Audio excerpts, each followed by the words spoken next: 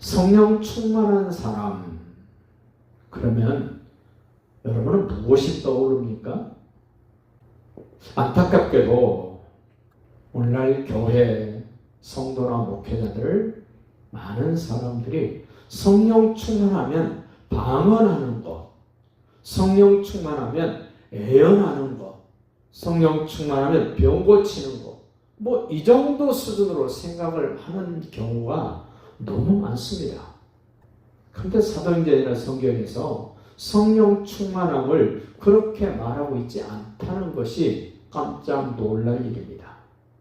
이미 6장에서 성령이 충만하고 지혜가 충만하고 사람들에게 칭찬받는 사람 7명 뽑아서 소위 안수집사를 세워서 구제하는 일, 재정을 담당하는 일, 형제를 돌아보는 일을 맡게 된 성령 충만한 사람, 그 중에 대표적으로 첫 번째 언급된 스데반이 6장에서 안수집사로 선택이 되고 7장에 와서 설교 한 편하고 순교를 당합니다. 뭐 이런 경우가 있습니까? 하나님은 쓰고 싶어서 뽑으셨는데 설교 한 번 하고 순교를 당합니다. 참 당혹스러운 상황을 지금 보게 되는데, 자, 오늘 51절 보십시오. 목이 곱고 마음과 귀에 할례받지 못한 사람들, 그 사람들의 특징이 성령을 거스리는 겁니다. 성령 충만한 스데반을 거스립니다. 성령 충만한 복음을 가진 사람들을 거스립니다. 저도 목회하면서 많이 봤습니다. 제가 복음을 분명하게 전하면 그들의 마음이 찔리면 그들이 회개하고 돌아오면 될 텐데 회개하지 않습니다. 성령 충만해서 복음을 바르게 전해준 사람을 괴롭힙니다. 없애려고 합니다. 성경에 등장한 목이 곱고 마음과 귀에 할례받지 못한 사람들은 선조들도 그랬고 지금 예수님 당시도 그렇고 사도들이 활동하는 시대도 그렇고 지금도 앞으로도 똑같은 현상들이 나타날 것입니다. 너희 조상들이 선지자들 중에 누구를 박해하지 아니하였느냐? 말해봐. 너희 조상들이 다 선지자들을 박해하고 죽였어. 의인이 오시리라고, 예수님이 오실 것이라고 예고한 사람들 너희가 다 박해하고 죽였어. 그리고 지금 너희는 그 의인이신 예수님을 잡아준 자요 살인자야. 성령 충만한 사람은 이렇게 예수님에 대해서 확실하게 이야기를 합니다. 분명하게 이야기를 합니다. 담대하게 이야기를 합니다. 그랬더니 어떤 반응이 왔습니까? 54절. 그들은 지금 스데반 설교를 듣고 있었던 사람들, 예수님을 잡아 죽였던 사람들, 그들이 이 말을 듣고 마음에 찔려. 여기까지는 참 좋습니다. 제대로 된 말씀, 복음을 들으면 찔림이 있어야 됩니다. 이 찔리는 사람들의 특징은 판단력이 있다는 얘기입니다. 아, 내가 잘못했구나. 우리 조상들이 잘못했구나. 우리 한국교회가 빨리 정신 차려야 될 것 중에 하나가 판단하는 것. 판단할 줄 아는 교회, 판단할 줄 아는 목사, 판단할 줄 아는 성도가 되셔야 돼요. 그런데 안타깝게도 많은 교회 식구들이 판단하지 말라는 것에 아주 사고가 고정되어 있습니다. 판단하면 지옥 갈 것처럼. 성경은 판단해야 회개할 줄 안다 그럽니다. 찔림도 잘못된 것을 알기 때문에 찔리는 겁니다. 신천지가 득세했을 때 이만희가 신천지가 잘못됐다는 것을 판단할 줄 알아야 거기를 끊을 거 아닙니까? 그들을 쳐낼 거 아닙니까? 근데 교회가, 성도들이, 목회자가 판단하지 말라는 말을 너무 많이 해놔가지고 성도들을 바보 만들어놨습니다. 판단력이 없으면 바보 아닙니까? 옳고 그른 것을 모르는데, 무엇이 무엇인지를 모르는데 어떻게 진리를 알고 복음을 알고 말씀을 들으면서 찔림이 있겠습니까? 찔리는 것까지는 좋았어요. 성령 충만한 설교가 사도행전에 여러 차례 나옵니다. 가장 먼저 나온 게 사도행전 2장입니다. 오순절날 성령님에서 베드로가 성령 충만하여 예수님에 대해서 확실하게 전했습니다. 그랬더니 전 세계에 흩어졌던 디아스포라들이 예루살렘에 와가지고 베드로의 설교를 듣고 마음에 찔려 이럽니다. 여기는 스데반이 성령 충만해서 설교를 했더니 그들의 마음이 찔렸습니다. 저도 설교할 때마다 예수님이 오시고 죽으시고 부활하고 승천하시고 다시 오실 내용을 전했을 때 듣는 사람들을 하여금 찔림이 있기를 바라요. 와 좋다 하고 듣는 것이 아니라 내가 뭔가 잘못하고 있어서 그것을 판단하고 분별해서 찔림이 있어야 그 다음 단계로 갈 수 있는 거 아닙니까? 다시 54절 봅시다. 이 말을 듣고 스데반이 성령 충만하여 예수님에 관한 말씀을 하고 그들이 듣고 난 다음에 마음이 찔렸습니다. 여기까지는 정상입니다. 그런데 마음이 찔렸던 예수님에 관한 말씀을 들었던 그들이 성령 충만하여 복음을 전해준 스데반을 향하여 이를 갈았다. 이를 갈았다는 말, 극심한 분노, 적개심을 드러냅니다. 하나님의 사람들이 아닌 사람들의 특징, 사단마귀에 속고 있는 사람들의 특징, 복음을 바르게 말해주면 그들이 적개심을 갖습니다. 분노를 합니다. 뭐 저런 인간이 다 있어. 어떻게 저럴 수가 있어. 적개심을 드러내고 분노를 합니다. 괜찮습니다. 아니면 회개를 하든지 둘 중에 하나가 일어나야 됩니다. 자, 성령 충만한 사람이 어떤 모습인가를 보세요. 55절. 스데반이 성령 충만하여 하늘을 우러러 주목했다.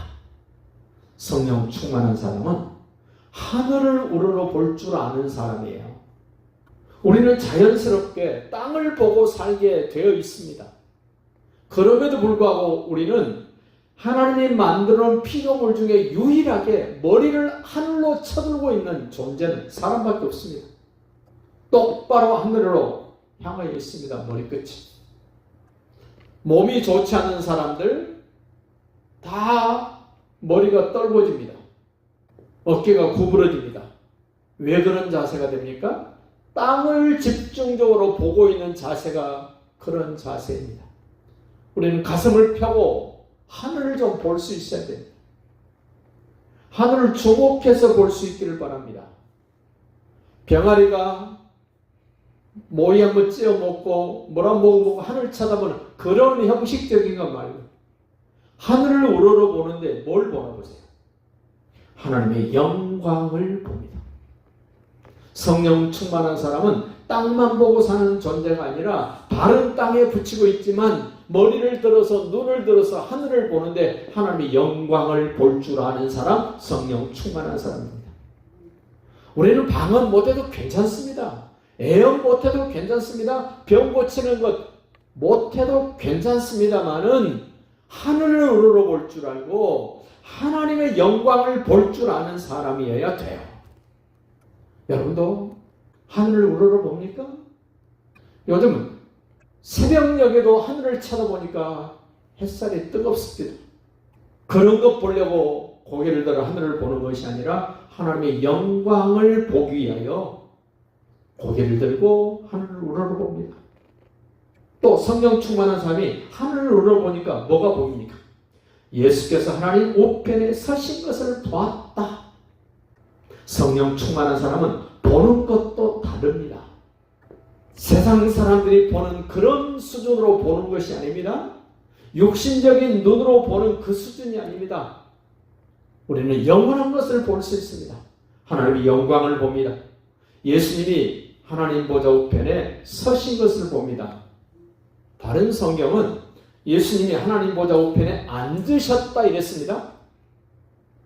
보편적으로 예수님이 이 땅에 여인의 후손으로 오셔서 우리의 죄를 담당하시고 우리를 의롭다 하시고 부활하시고 승천하신 후에는 하나님 보좌 우편에 앉아 계셨습니다. 예수님이 맡은 일을 완벽하게 다 끝내셨기 때문에 앉아 있습니다. 그런데 성령 충만한 사람이 순교를 당할 때 우리 주님은 가만히 앉아 계실 수 없어서 우리 주님이 스데반 집사의 영혼을 받으시고 일어나신 겁니다. 보좌에서 일어나셔서 성령 충만한 스데반이 복음을 전하고 순교당할 때 그 스데반의 영혼을 받으시기 위하여 보좌에 앉으셨다가 일어나셨습니다.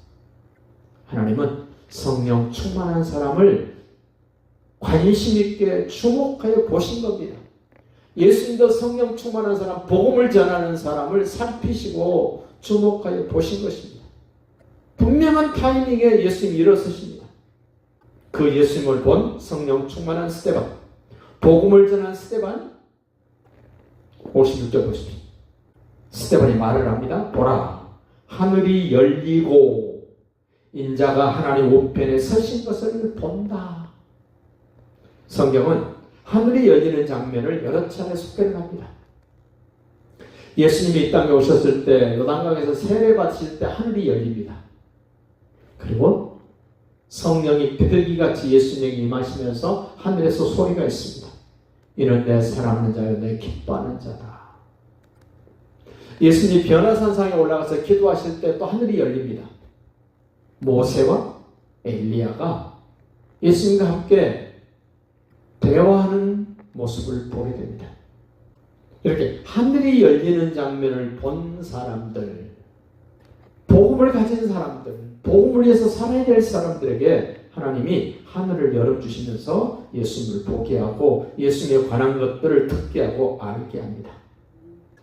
그들이 죽인 예수, 그 예수님을 소개하러 온 선지자를 죽였던 조상들을 둔 그들이 스데반의 성령 충만하여 하나님의 영광을 보고 하나님 보좌 우편에 서신 예수님을 보고 말을 했더니 환영하고 박수 쳐주고 으쌰으쌰 해주는 것이 아니라 뭐 하나 보세요. 57절 그들이 큰 소리를 지르며 귀를 막고 일제히 그에게 달려들었다.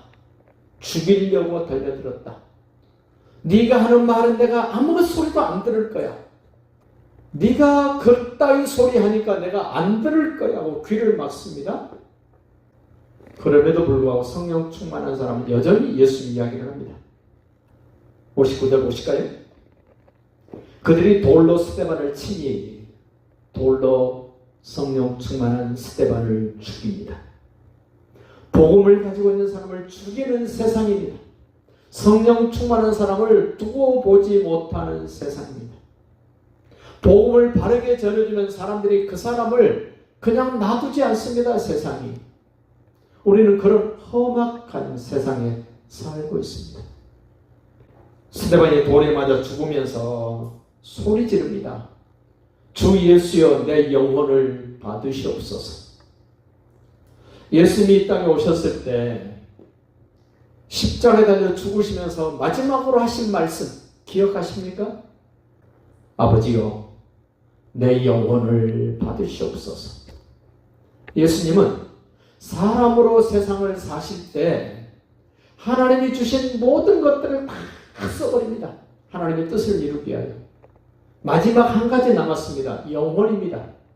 영혼은 이 땅에 둘 수 없어서 그 무엇과도 바꿀 수 없어서 예수님이 당신의 영혼을 아버지께 부탁을 합니다.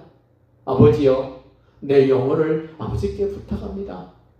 내 영혼을 아버지가 받아주셔야 됩니다 하고 외치셨던 것처럼 성령 충만한 스데반도 육신은 돌에 맞아 피투성이가 돼서 죽어갑니다마는 영혼은 죽을 수 없고 영혼을 이 땅에 둘 수 없기 때문에 예수님의 손에 부탁을 합니다.